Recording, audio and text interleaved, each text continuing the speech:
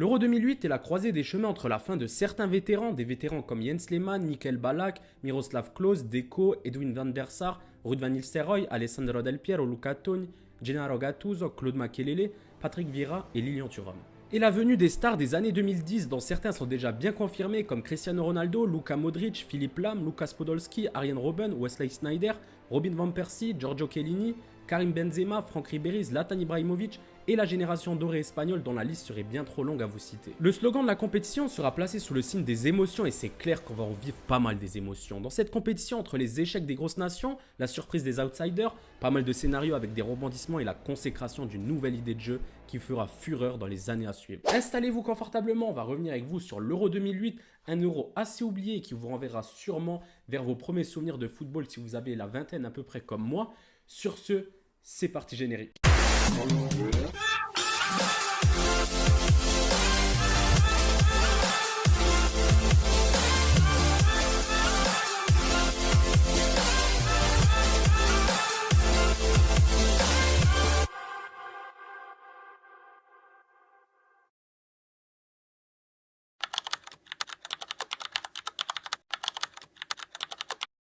L'édition 2008 de l'Euro est co-organisée par la Suisse et l'Autriche. Avant le début de la compétition, l'Italie championne du monde en titre et la France finaliste sont bien évidemment attendues. La Grèce doit défendre son titre obtenu contre toute attente en 2004 face aux Portugais qui pourront compter cette année sur le gagnant de la Ligue des Champions et futur Ballon d'Or, Cristiano Ronaldo. L'Allemagne, à mi-chemin entre l'ancienne et la nouvelle génération, sera portée par Michael Ballack qui devra rattraper sa défaite en finale de Ligue des Champions. L'Espagne arrive avec une équipe encore assez jeune mais qui commence à prendre sérieusement forme sous les ordres de Luis Aragonès, sans oublier les Pays-Bas qui sont toujours difficiles à sortir à l'Euro. Allez, rentrons dans le vif du sujet avec le groupe A composé du Portugal, de la Turquie et de la Suisse qui perdra le match d'ouverture devant son public face à la République tchèque après un but de Václav Verkos. Les Portugais enchaîneront eux 2 victoires sans trembler face à la Turquie et la République tchèque et affichent à nouveau ses ambitions. Ils termineront premiers à la différence de but malgré la défaite face aux Suisses qui prendront leur seul point lors de cette dernière journée. L'Euro à cette époque ne compte que 16 équipes, donc seuls les 2 premiers accèdent au quart de finale. La deuxième place de ce groupe se jouera donc entre la Turquie et la République tchèque, tous les deux avec une victoire et une défaite avant leur confrontation. Les Tchèques vont mener 2-0 après l'heure de jeu et semblent filer tout droit vers la phase finale, sauf que le jeune Turc Arda Turan va réduire le score avant que Kayveci n'égalise à la 87e minute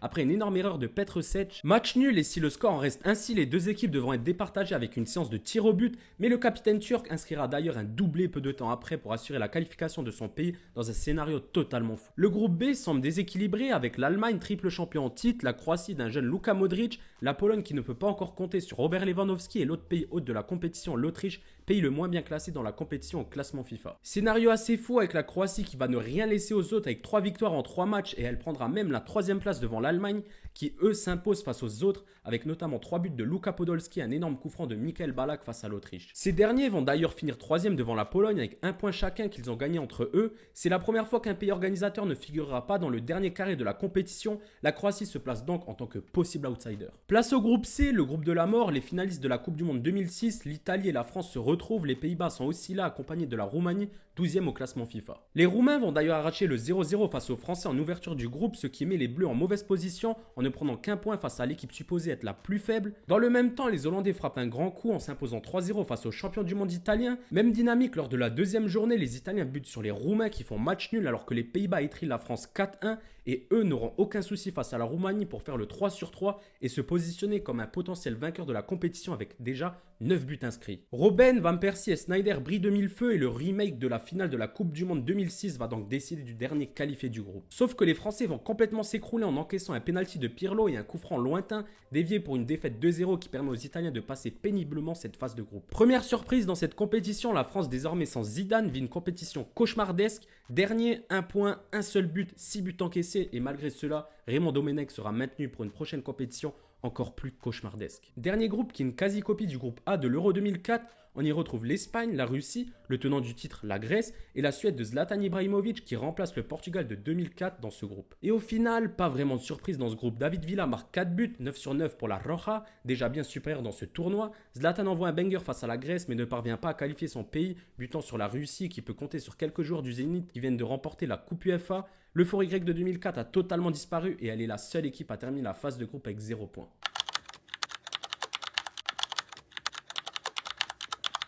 Place maintenant à la phase finale du tournoi avec les quarts de finale qui nous proposent des affiches de très haut niveau. On commence avec un Allemagne-Portugal très alléchant. La rencontre semble équilibrée sur le papier avec deux équipes ayant remporté 2 victoires dans leurs groupes respectifs. Mais l'Allemagne va s'imposer grâce à ses hommes forts, Schweinsteiger, Miroslav Klose et Michael Ballack, tous les 3 buteurs. Et malgré tout, les Portugais vont offrir un maximum de suspense en réduisant 2 fois le score par Nuno Gomes et Elder Postiga. Ce ne sera pas suffisant pour battre l'un des favoris de la compétition, les coéquipiers de CR7 qui ne marquera qu'un seul but dans la compétition échouent cette fois-ci bien plus loin que leur finale d'il y a 4 ans. Le deuxième quart de finale nous offre une rencontre entre la surprenante Turquie et les Croates qui ont réalisé une phase de groupe parfaite. La Croatie peut d'ailleurs se permettre de rêver puisqu'en cas de victoire, ces derniers retrouveront l'Allemagne en demi qu'ils ont déjà battu en poule. Le match est hyper tendu entre deux nations qui jouent pour une page de leur histoire. Aucune équipe ne trouve la faille jusqu'en prolongation. Et c'est la toute fin des prolongations qui va être totalement folle. Ivan Klasnic pense être le sauveur de la Croatie en marquant la 119e minute. Il ne reste qu'une minute. Le sort est terrible pour les Turcs qui auront tenu jusqu'à la toute fin. Mais dans les derniers espoirs, dans le temps additionnel de la deuxième mi-temps des prolongations, Semih Şentürk dans une dernière frappe venue d'ailleurs dans la surface va égaliser pour amener les deux équipes au tir au but. Le premier championnat d'Europe sans la règle du but en or nous offre donc un scénario fou au bout du suspense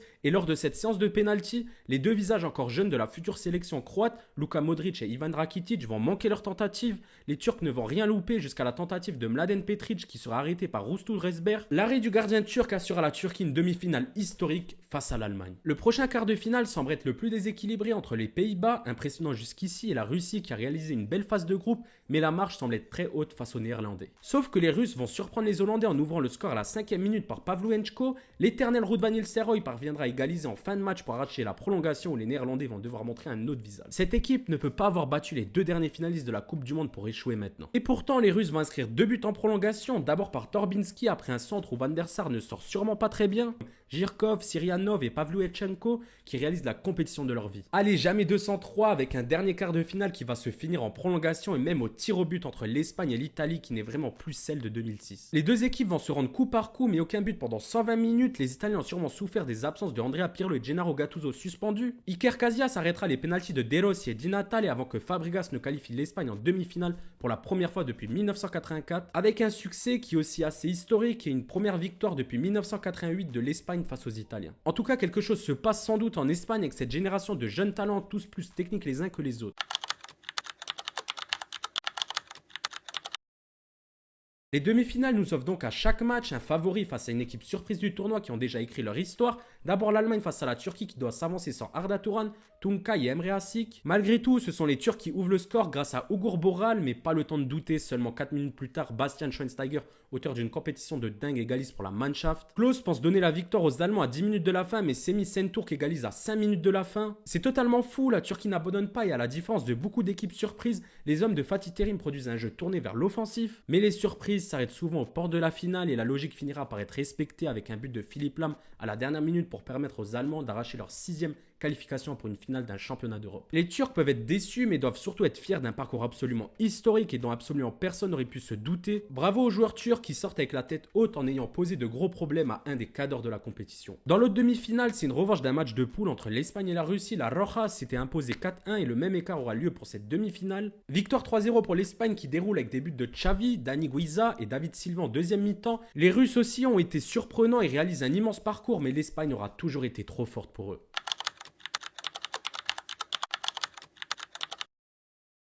On arrive donc à la grande finale le 29 juin 2008 à Vienne. L'Espagne joue son histoire et peut remporter un premier trophée depuis leur seul euro remporté 44 ans plus tôt. Bon, je vais un peu couper la hype, on ne va pas faire long sur cette finale parce que vous verrez qu'on va revenir en détail sur celle-ci en vidéo dans quelques temps et plus précisément dans une semaine. Mais sachez que si l'Espagne n'avait pas rencontré de gros cadors jusqu'ici, elle va rapidement se mettre au niveau et va livrer une performance de très haut niveau. La qualité technique des Espagnols dictée par un Xavi de Gala va faire tourner les têtes allemandes qui vont être dominées tout le match. Après avoir fait le siège sur le but allemand, c'est finalement Fernando Torres qui va inscrire le seul but de ce match à la 38e minute après une passe parfaite de Xavi qui aura donc été décisif en demi et en finale. Fernando Torres, assez discret dans cet Euro malgré sa saison folle avec Liverpool, sera le héros du soir, ce qui l'emmènera à une 3e place au Ballon d'Or. Luis Aragonés devient donc le 2e sélectionneur à remporter un titre avec l'Espagne, un succès mérité vu la supériorité technique des Espagnols pendant la compétition. On ne le sait pas encore, mais ce succès sera les prémices d'une domination continentale et mondiale de cette génération dorée espagnole. Les Allemands, eux, perdent leur 3e finale à l'Euro, une nouvelle déception après 2006 pour une sélection un peu à la croisée des chemins entre deux générations. Et pour être complet sur l'Euro l'Euro 2008, il faut savoir que Xavi est élu comme meilleur joueur de la compétition et on le comprend vu son implication dans le jeu et les grands moments de la sélection espagnole.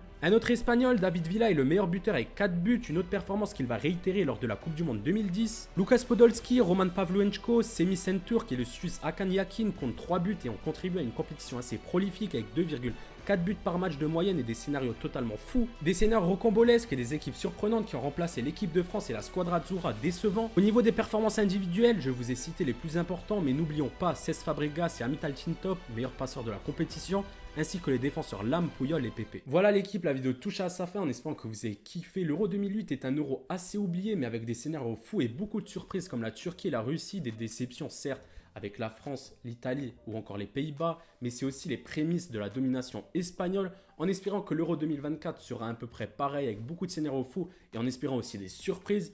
Sur ce, je vais vous laisser rester branchés parce que pour l'Euro 2024, il y aura vraiment beaucoup de contenu. Sur ce, ciao l'équipe.